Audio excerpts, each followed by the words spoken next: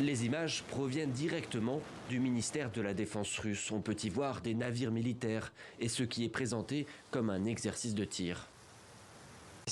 Aujourd'hui, dans le cadre d'une unité de frappe avec 2 navires dans la mer Noire, nous avons effectué des exercices de frappe de missiles contre un ennemi simulé.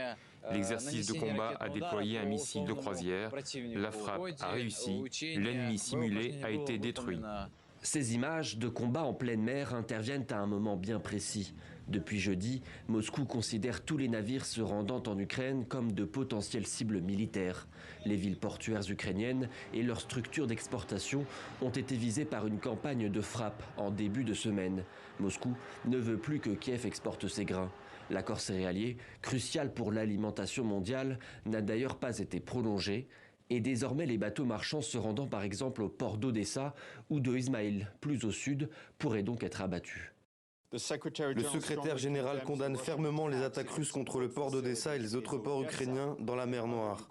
Cette attaque contrevient au protocole d'accord entre la Russie et les Nations Unies qui implique que la Fédération de Russie faciliterait les exportations de nourriture, de tournesol provenant d'Ukraine à partir de la mer Noire.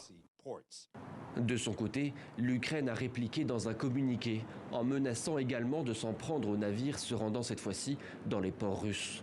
Kiev demande à l'ONU d'assurer la sécurité de ses exportations face aux attaques de Moscou.